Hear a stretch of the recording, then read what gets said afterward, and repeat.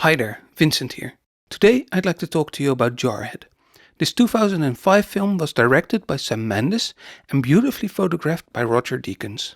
It's Deakins' masterful work I want to delve into. Jarhead tells the story of a young Marine named Anthony Swofford, portrayed by Jake Gyllenhaal. We follow Swofford on his journey through boot camp and into his first deployment during Operation Desert Shield way back in 1990. Jarhead is not a traditional war film. There are no heroics. There isn't even that much action. It's much more subtle than that. It's a psychological drama set against the backdrop of the Gulf War. Shortly after arriving in the desert, Swofford and his fellow Marines are being briefed by Lieutenant Colonel Kaczynski, played by Chris Cooper. This 2 minutes and 26 seconds long briefing scene is really Cooper's moment. He has one other scene in the film, while the main cast is only visible in reaction shots. Those reaction shots are what I want to look at in depth with you, because they really are a work of beauty. More about that in a moment though. As the name implies, a reaction shot is a shot which cuts away from the main scene in order to show the reaction of a character to it. So we can see the character's emotional response to what just happened on screen and know how they feel about it. It is a basic building block of film language, and virtually every film has them. Usually the reaction is only shown briefly, before cutting back to the main scene. But the reaction shot can be extended for great dramatic effect, but that's a topic for a different video. For now, let's go back to the reaction shots in this scene. What makes them so special is the amount of thought and care that went into blocking them. Even though it's on screen for just 44 frames or 1.8 seconds, your eye probably was quickly drawn to Swofford in this shot, despite it being a very crowded scene. Why is that? First off, there are plenty of establishing shots leading up to this frame, telling us the layout of the scene. We know where everyone is in 3D space, conditioning us where to look. Swofford is always towards the left of the screen when we see things from the podium's perspective. But there are more ways in which Deakins directs our eye where to look. The three main characters in the shot each have their shoulders exposed, so they have a bit of open space next to their head, breaking the pattern, as all the extras in the shot have someone sitting in front of them, obscuring their shoulder. Even the extra in the lower left corner, who has no one in front of him directly, he has his arm stretched out for no apparent reason in the scene, but it serves a purpose in not breaking the pattern, so your eye will rest on Swofford. Another thing that makes Swofford stand out is the angle of his rifle. It's leaning way more right than anyone else's in the shot.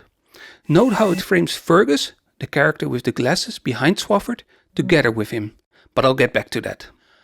Our eyes tend to be drawn to the brightest part of the frame, or better said, the area with the most contrast. When I look at this image, I think my eye is first drawn to Fergus's black glasses, contrasting against his light skin. Then my eyes follow his line of sight, bump into Swofford's rifle, and follow it down, then move up again in parallel to the other rifles on the left, to finally rest on Swofford's face. On Swofford's left there is the natural shadow of his shoulder. On his right there are Marines with darker skin tones, making Swofford's lighter skin stand out even more. By stripping away the color information and just looking at the values, it is easier to see what I mean. Furthermore, Deakins created a natural vignette to the image by placing people with darker skin tones at the edges. Let me reduce the numbers of levels in this image to show you even more clearly. Then there is the way Swofford angles his chin a bit downward, while the majority of the others are looking upwards. It makes him look a bit different, and it shows us more white beneath his pupils.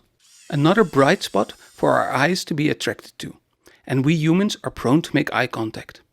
By themselves, these tricks are subtle, but add them all up and you have an image that reads easily and quickly.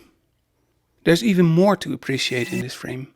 Look how beautifully these barrels align with these noses, and how these barrels are aligned against the side of their heads, not intersecting with their ears or eyes, giving us clean faces to look at. This could have been so much more messy in the hands of a less skilled, less dedicated director of photography. Even the standing Marines serve an important function. There isn't time to get fully into it in this video, but good images tend to have varying levels of detail. Generally speaking, the most important part has the most detail, and progressively less detail in the less important areas of the frame. So these standing Marines are there to provide the least amount of detail while retaining a sense of visual interest. bringing some calmness to the image. I may do a future video on this topic. Let me know if you're interested in that. Earlier, I asked you to note how Swofford's rifle frames him and Fergus together. In the very next reaction shot, a few moments later, they are framed together by Swofford's rifle even more strongly. This is significant because later on in the film, there is an intense scene involving Fergus, Swofford and Swofford's rifle. It's a subtle way to foreshadow what is to come, but you have to go see that for yourselves. Let us quickly look at Jamie Foxx's reaction shot. Another elegant composition. There is a leading line formed by the shaved heads, inviting us into the frame. No faces, just the top of their heads to provide minimal detail, but nothing to distract the viewer's eye, guiding us to the brightness of the young marine's face, giving weight to this area of the image. This is where our eye needs to be. Then there are the leading lines pointing upwards towards Jamie Foxx. Unlike the extras, Foxx stands isolated and has a white sky around him, creating a strong contrast, making his dark skin really pop. There are more lines that lead to Foxx. The barrels on the left of the screen point to him, and see how the tallest extras are placed at the edge of the frame, creating a sweeping line towards Foxx. With that tall guy next to the pole being the exception, but he serves another important purpose. He breaks up the white sky. When we unceremoniously remove his head, you'll immediately notice that your attention shifts from Jamie Foxx to that big white spot. Finally, to keep your eyes from wandering, there is the pole. It locks your eyes on Foxx. When we remove it, you'll see that the image feels unbalanced now. The pole creates an invisible wall with the tip of the barrel in the foreground, preventing your eyes from drifting further to the right than you need to see what this image wants to show you. Jamie Foxx. Jarhead is a film that resonated with me strongly from the first time I saw it back in 2007. I find myself watching it every few years.